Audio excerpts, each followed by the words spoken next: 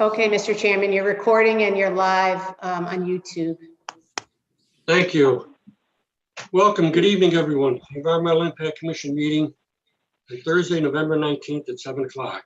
It's a web-based meeting hosted on Zoom. All motions will be made with a roll call vote. Start off the meeting with a roll call. We have Mary Cronin. Here. Yes. Gallows, yes. Matt Rose. Here. Yes. Alex. Here. Yes. Okay, we have a quorum. Accepting the minutes of October 28, 2020. Matt, Alex, and myself can vote on them. I need a motion to approve them. I'll make a motion to approve the minutes. Is there a second? Second. Motion made and seconded to approve the minutes from October 28, 2020. Any remarks, additions? Okay, we'll have a roll call vote. Bernie Gallows, a yes. Matt Rose? Yes. Yes. Alex? Yes. Thank you. Motion carries. Next item on the agenda is old business. Regulated activity 1126, 60 Backus Avenue. You all have something in your packet. It's a summary ruling. Anyone have any questions on it? We have Rick Shaman here. No remarks from anyone?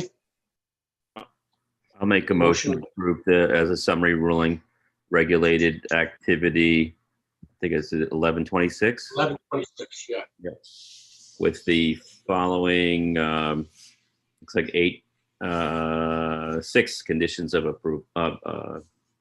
conditions to approval. Is there a second? I'll second. Motion made and seconded to approve regulated activity 1126 with a summary ruling with the 6 conditions as presented. Any remarks, additions, deletions? All those in favor, be a roll call. Bernie Gallows, a yes. Mary Cronin, Yes. Matt Rose, Yes. Alex. Yes. Motion carries. Thank you. Thank you. Next item on the, pardon me? So thank you. You're welcome. Next item on the agenda is regulated activity 1127, 210 South King Street. You have a summary ruling in your packet. What's your pleasure?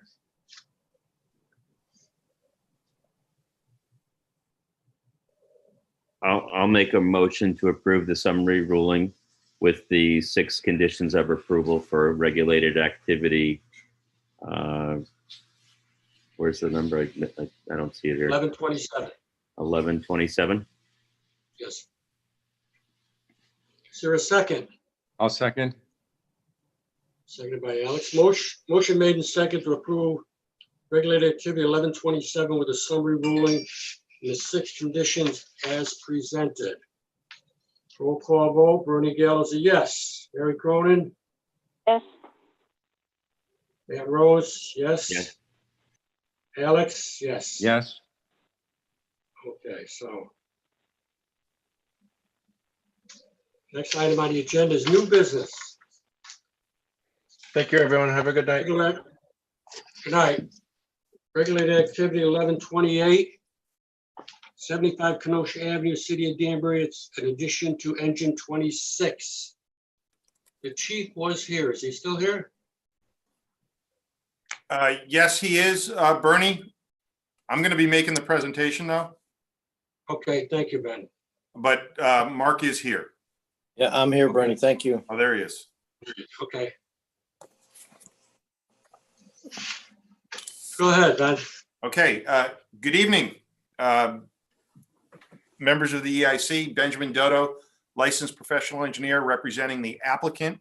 The applicant here is the City of Danbury, more specifically the Danbury Fire Department. The proposal is for an expansion of the Engine 26 facility. With me here tonight is Chief Amasta and Abigail Adams, our landscape architect. this team is a little bigger. Not everyone from the team is here tonight. Our architect, Fryer Architecture, they're the architect and project manager. They prepared the architectural drawings. Jim McManus is our soil scientist. He did the wetland flagging and prepared the soils report that was part of our application. And the surveying was done by the City of Danbury Engineering Department. That was all in the application that's here. I'm going to be making the presentation to sort of go over the site issues, the wetlands issues.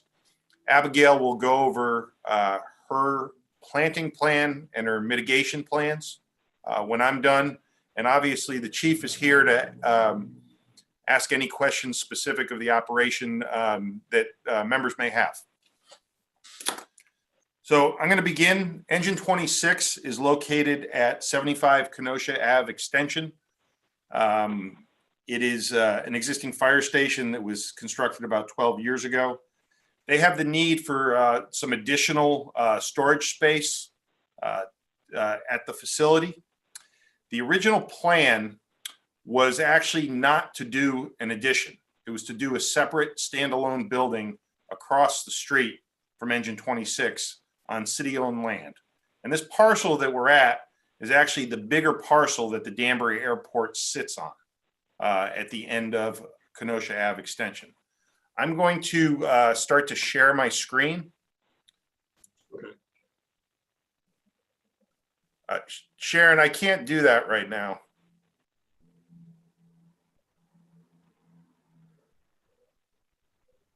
Go ahead, you're all set now. Thank you, Sharon.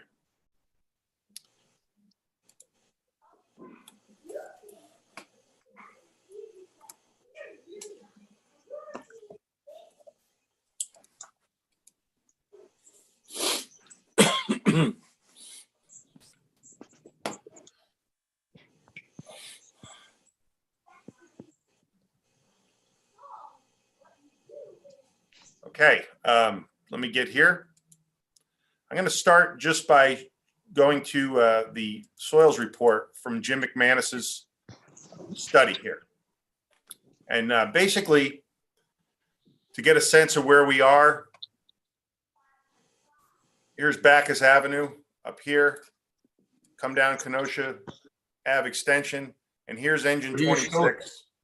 What are you showing us? I don't have anything here. You don't see anything? Then the only thing that's on your screen is your folder that lists the plans and documents. Oh boy, I did that again. Okay, hold on. Sorry about that, everybody. Shoot.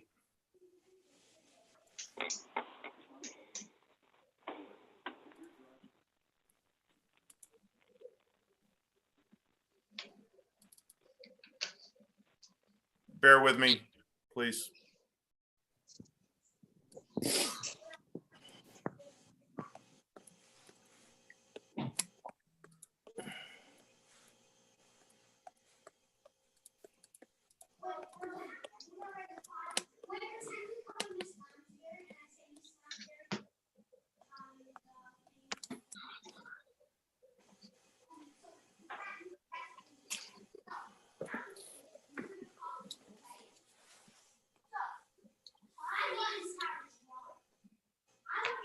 Okay, I'm getting a whole bunch of feedback. So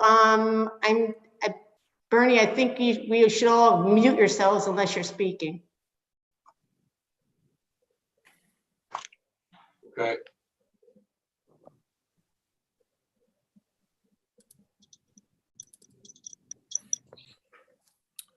Can everyone see this? Yes. Okay. Yes. good. And this too? Yes. Okay, great. I'm going to go to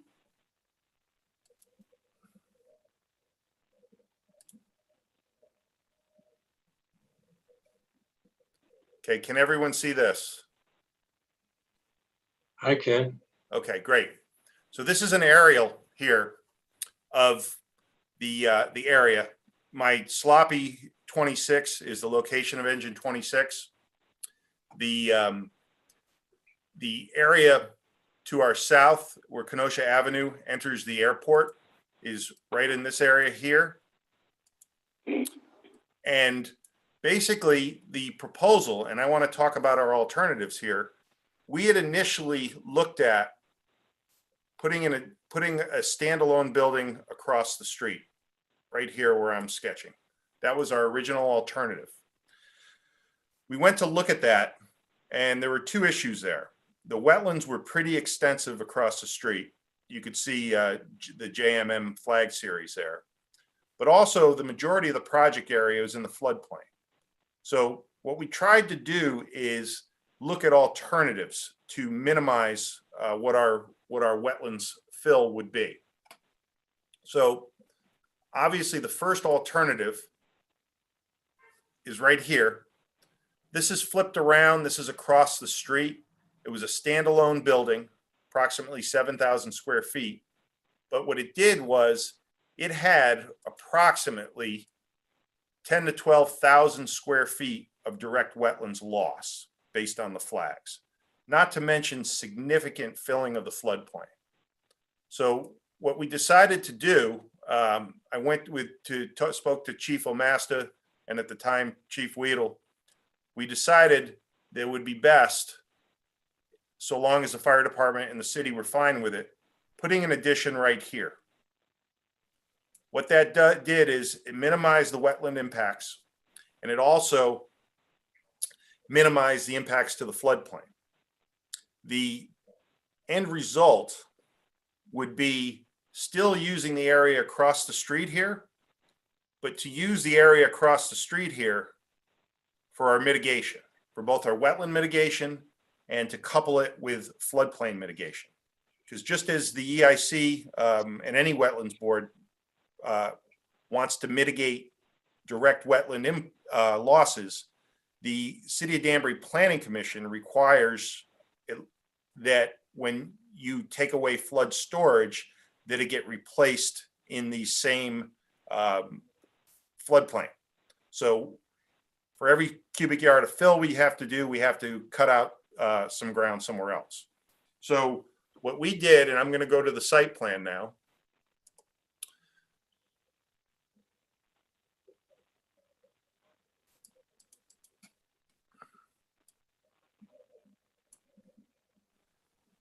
Here's the colored site plan.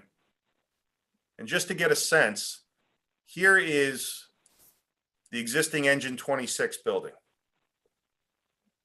Right here.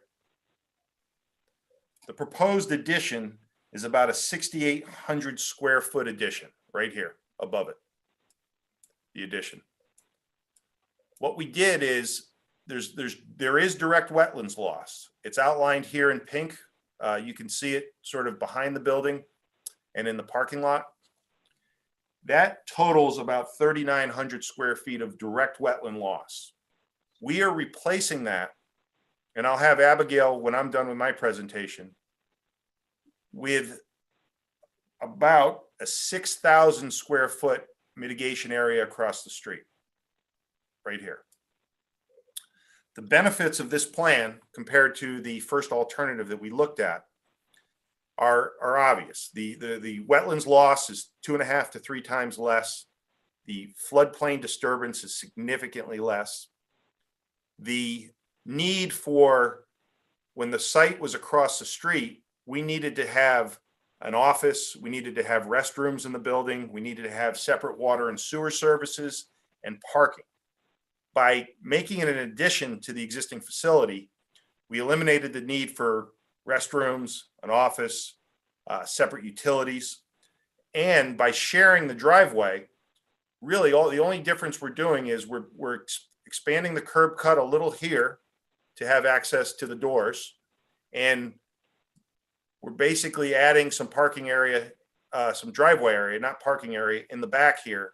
So we have the ability to drive in the doors here and come out the back, or vice versa, just like the existing facility does right here. The existing parking is going to remain unchanged, and the existing curb cut down here at the south end of the site is going to remain unchanged. one of the other challenges with this site, as I had mentioned, was the 100-year floodplain.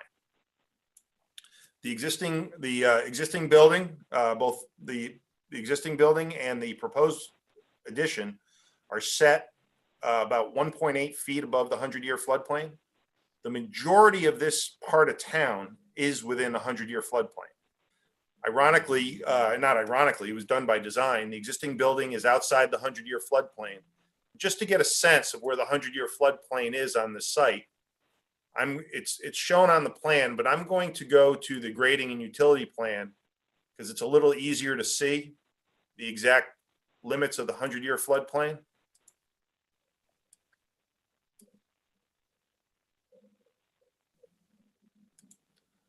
The existing 100-year floodplain is approximately, comes right through here, runs this way, comes around the back of the site, and comes back down through here. So this right now is where the existing building is I put a D there for dry. It's outside the floodplain. So in essence, in addition to filling the wetlands back here, we are putting about 3 feet of fill where the building is. We're putting about 2 feet of fill where the parking lot is, and about 1.5 in the front parking area. This is all required to get from the road to the finished slab elevation and back down and meet the existing parking lot.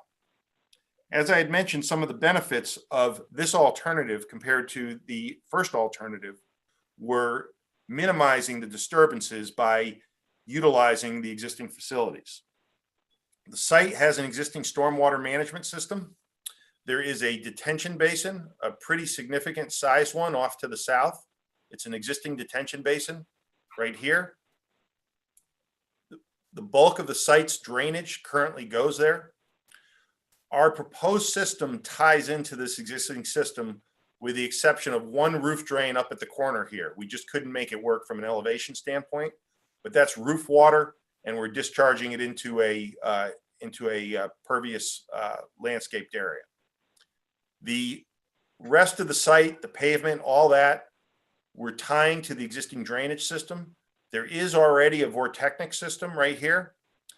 That vortechnic system is adequately sized to handle the existing facility and any additional flow that we are sending to the system due to the additional impervious area, the 6,800 square foot building and plus some pavement.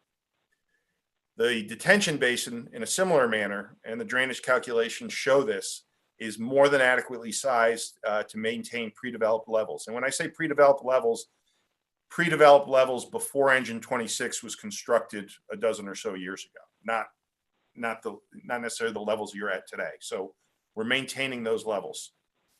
The site is served by city water and city sewer. And that's really it. I'd like to show you what the building looks like from the front, since Fryer Architecture is not here. That's Abigail's plan. I'll let Abigail go over that. Here are the architectural drawings. And just to get a sense, from the front of the building, it was designed to really match what you have, what they have there today, and complement what's there. This is the existing Engine 26 that you see, and the proposed addition is in this direction. We took all efforts to minimize disturbances with this plan. As you can see, we took the 4 door bays and shifted them to the south as much as we could. We did that purposely to minimize our disturbances. For example, our driveway limits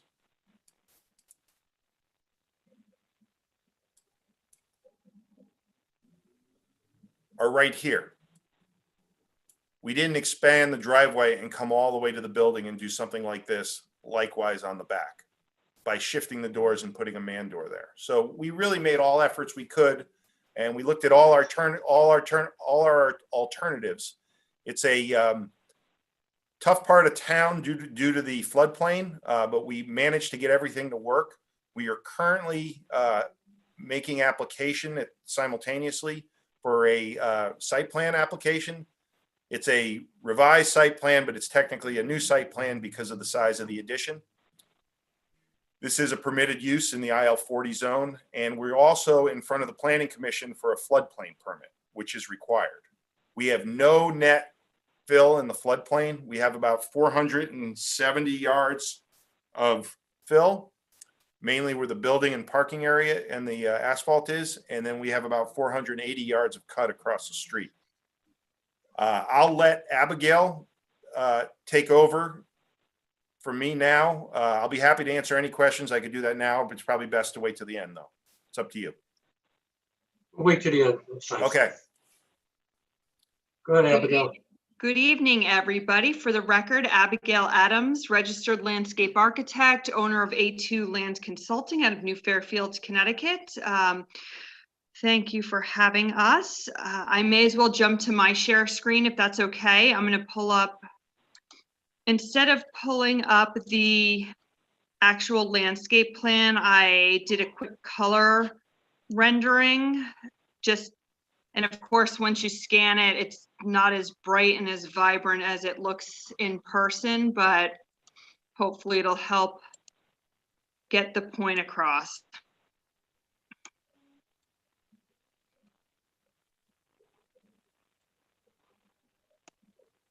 Can everyone see the screen? Yes. Okay, great.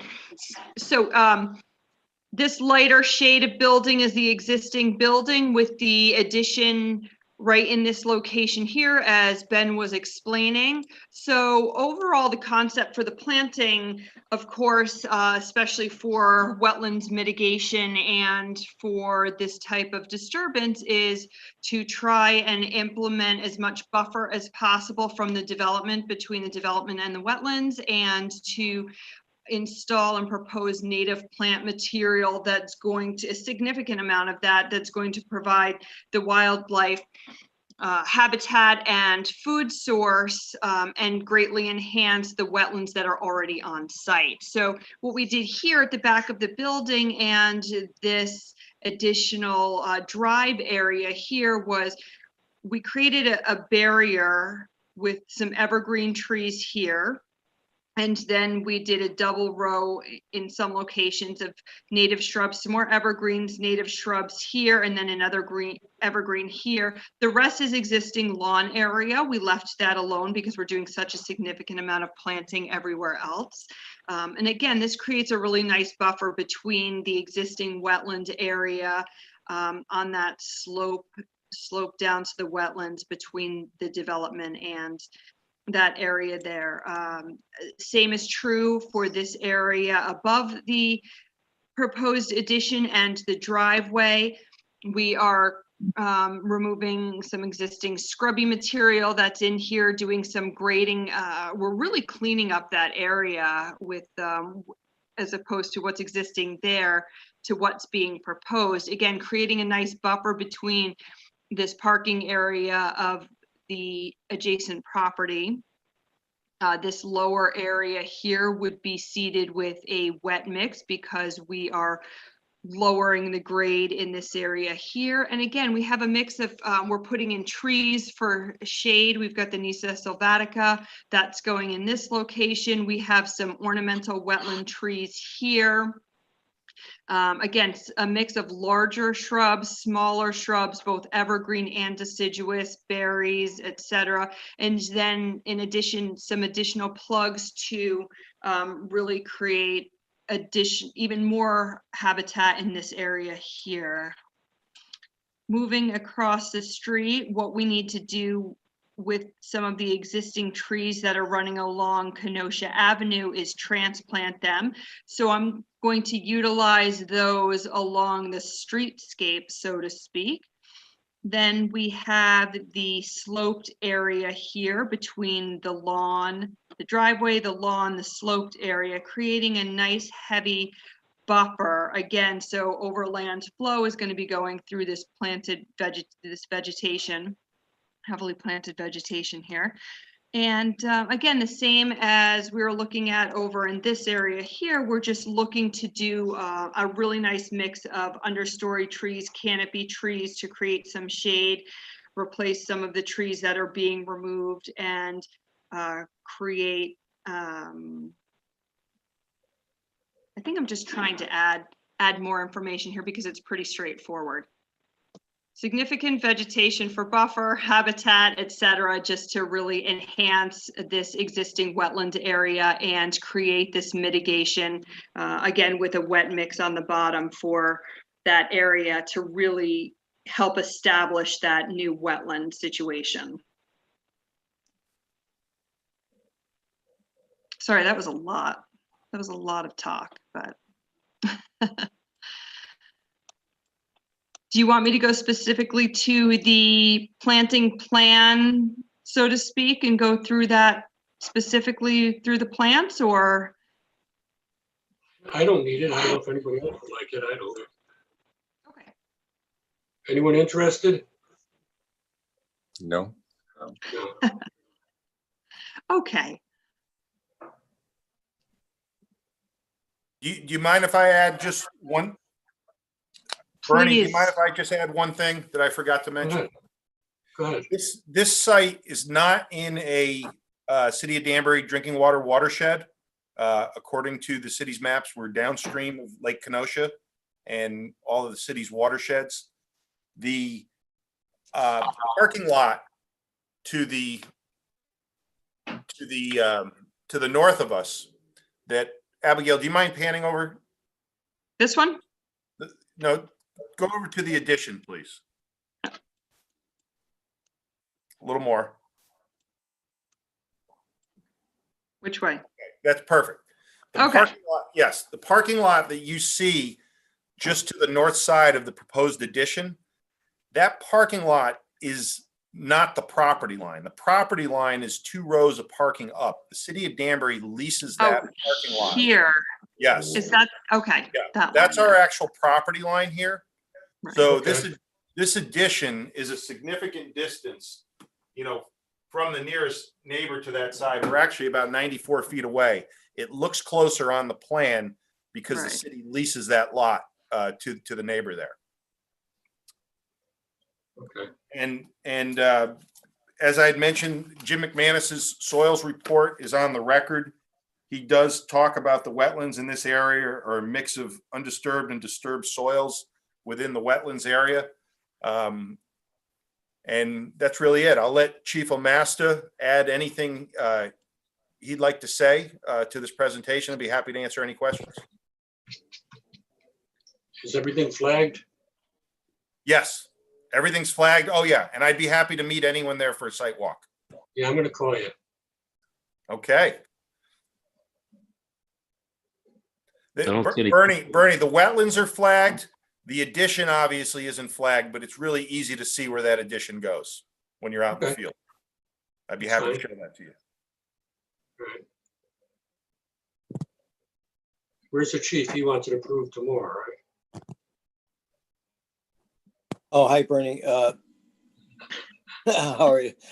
Is there a question or do you want me to, thank you, Ben. That was a very professional and thorough presentation. Abigail, thank you.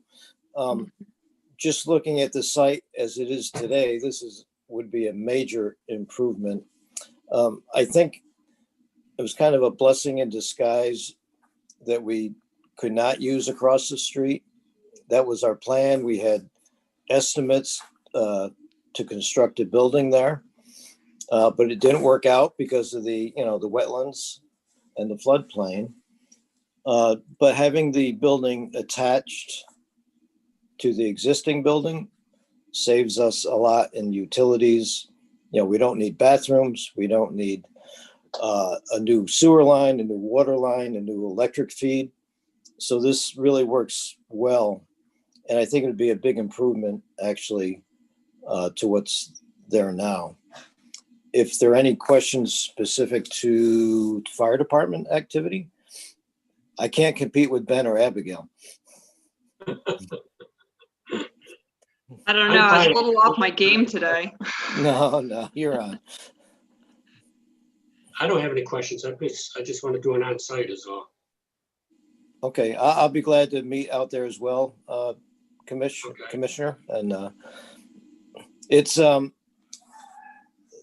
we are in dire need of storage space. If you ever drive by fire headquarters, you'll see all the vehicles parked outside. And as a regional hub, we have a lot of extra equipment, and we just have no place to put it. So looking for a city property that we already own and attached to Engine 26 is ideal for us. Yeah, it looks like a win-win situation, really. I think so. Any of the commissioners have any questions? Or anyone who spoke this evening? Okay, we'll need time for staff to go through it, write a report. And so for tonight, I need a motion to table it.